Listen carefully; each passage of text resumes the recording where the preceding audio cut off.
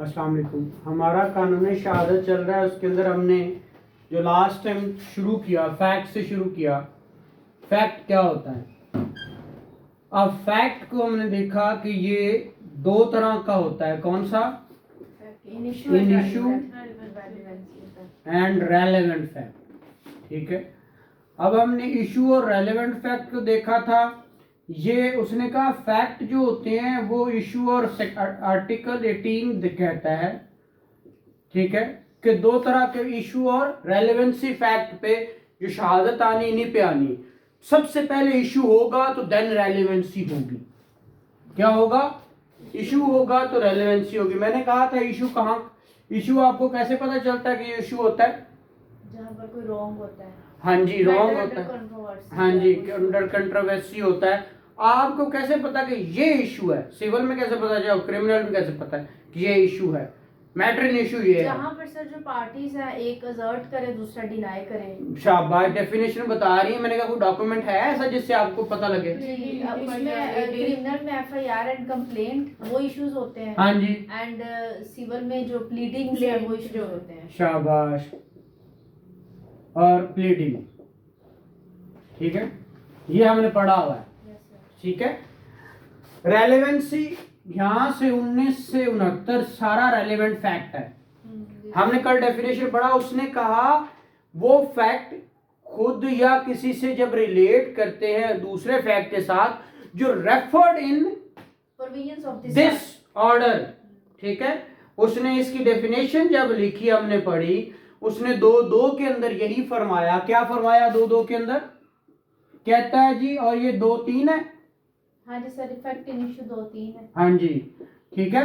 उसने कहा relevant fact वो वाला है क्या कि क्या हो, relevant to another when the one is connected with the other in any way, any of the ways referred into the provision of this order. Order मतलब कानून शहादत ऑर्डर, कानून शहादत ऑर्डर जो इसके अंदर है। और एक बात याद रखिएगा, जो इसके अंदर नहीं है वो रेलेवेंट नहीं है और वो आप प्रोड्यूस नहीं कर सकते। ये याद रखिए, यहां पे जो चीज रेलेवेंट फैक्ट है जस्ट वही प्रोड्यूस किया जा सकता है, वही आप शहादत में ला सकते हैं। दूसरी बात, ये हमने डिटेल में देख लिया। इन इशू को हमने बड़ी डिटेल में देखा था।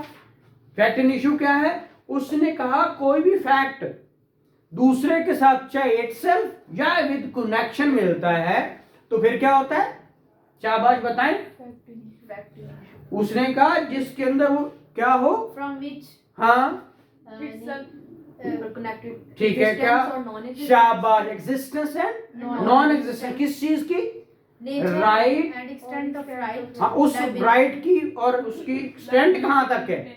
उसकी डिसेबिलिटी, लायबिलिटी, हाँ, asserted by one part, asserted or denied in suit और प्रोसीडिंग। मैंने वर्ड कहा था सूट और प्रोसीडिंग। सूट और प्रोसीडिंग में क्या फर्क है? बहुत दफा मैंने बताया है।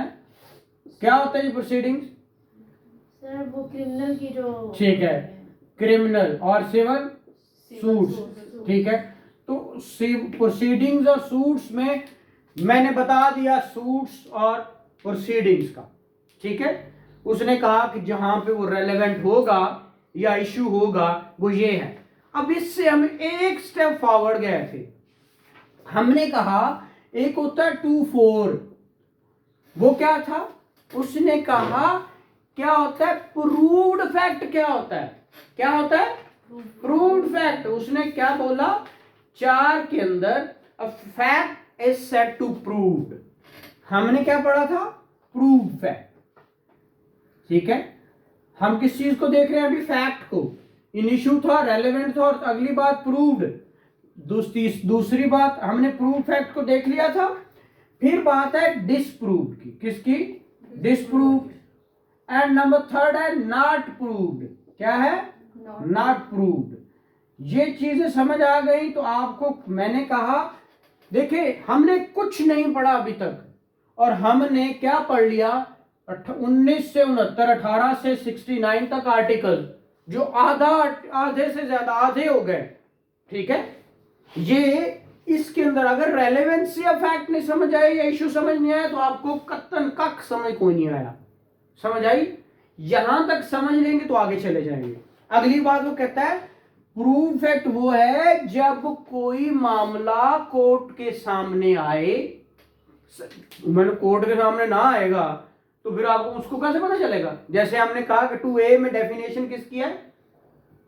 2A में इसकी कोर्ट की। तो हमने इसीलिए कहा कोई भी मामला क्या कहता है? Authority to take evidence after considering the matter before it. किसने? कोर्ट ने। शाबाश। द कोर्ट ईदर क्या करे? Believe it to be exist और not to be exist or consider its existence so probable. या तो कहे कि ऐसे है या कहे कि हाँ लगता है एनजी है, या कहे कि प्रोबेबिलिटी है कि ये एग्जिस्ट करता है, या तो मान ले एग्जिस्ट करता है, या क्या कहे वो कहता है कंसीडर क्या करे? Considering the matter before it are consider it existence so probable that a prudent man ought. जिस तरह एक आम आदमी नहीं कहता, आम लेकिन प्रूडेंट हो, इम्प्रूडेंट ना हो। प्रूडेंट क्या होता है? अक्ल फहम वाला, ठीक है। इम्प्रूडेंट होता है जो क्या होता है? दीवाना होता है, पागल होता है, ठीक है। एक दीवाना ये वाला भी होता है ना, दीवानी केसेस होते हैं। क्या होते हैं? दीवानी। और एक होते हैं फौजदारी। फौजदारी क्रिमिनल को कहते हैं, दीवानी सिविल को, ठीक है। दीवाना दीवानी वाले दीवाना कर देते हैं ना, वो नस्लों चलते हैं चलते चलते, इसलिए उसको दीवाना। खैर दीवानी मैटर्स होते हैं सिविल, और फौजदारी क्या होते हैं? क्रिमिनल। अच्छा, यहां तक उसने under the circumstances of a particular case, उस पर्टिकुलर केस के सर्कमस्टांसेस को मद्देनजर रखते हुए क्या होना है? उसने कोर्ट ने ये समझना है to act upon the supposition, उस सपोजिशन पे एक्ट करते हुए that is exist, that it exist. उसने कहा ये है तो वो क्या है? प्रूव्ड। जब कोर्ट ये माने, ऐसे ही जैसे एक आम फातरुल अक्ल नहीं, आम अक्ल फहम वाला आदमी, फातरुल अक्ल किसको कहते हैं? सर अनसाउंड अनसाउंड माइंड को, पगले को, ठीक है। तो उसने कहा अगर वो एग्जिस्ट करता है कहे कोर्ट तो वो प्रूव फैक्ट है, ठीक है। और अगर इसी जगह पे आप नॉन लगा दो, नॉट एग्जिस्ट, पढ़ते हैं 2.5 क्या कहता है? 2.5 कहता है क्या? अ fact is said to be disproved, fact is said to be disproved after considering the matter before it. डिक्टो वही words. The court either believe that it does not exist, वहां पे it exists था, यहाँ पे does not exist, or consider its non-existence so probable that the prudent may not। जैसे बाबे को पूछिए भाई ने उत्थे कत्ल होया है, दसो कि कहंदा सजा होएगी, फांसी होएगी इहनूं जनाब, यही कोर्ट समझेगी। और कहंदा जनाब ते नए परहेजगार आदमी है, कुछ कहंदा नहीं यार ये हो ही नहीं सकता, इहनूं सजा होवे। लाइक वो उस प्रूडेंट मैंने कहा नहीं ऐसा है ही नहीं। तो जब ऐसा है ही नहीं तो वो क्या है? डिसप्रूव। जब वही बंदा कहे जनाब ऐसा हो ही नहीं सकता, वही कोर्ट कंसीडर मैटर को करेगा और उसको समझेगा इट डजंट एग्जिस्ट। जब वो एग्जिस्ट नहीं करता तो इट मींस वो क्या नहीं है, वो फैक्ट क्या है? डिसप्रूव है। अब वो कहते ना हियों में ना शीयों में, ठीक है। वो ना हियों में ना शीयों में, ना वो ही है ना वो शी है, तो वो नॉट प्रूव्ड है। वो कहता जी मैंने समझ नहीं आ रही कि पता नहीं की होना, कोर्ट की मर्जी है। एक प्रूडेंट आदमी किसी नतीजे पे नहीं पहुंचता, वो फैक्ट जो ना तो प्रूव्ड है ना डिसप्रूव्ड, वो कौन सा फैक्ट है? Not proved. ये 2-6 है, ये क्या है? 2-6 है।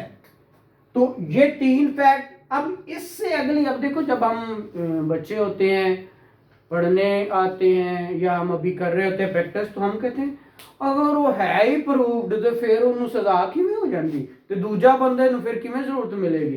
तो वो इससे अगला है कि मे एंड शैल, उसमें फर्क है। हाँ, वो अगली बात आएगी कि उसने कहा कि मे प्रूव और हम उसके मे परज्यूम और शैल परज्यूम में फर्क देखेंगे।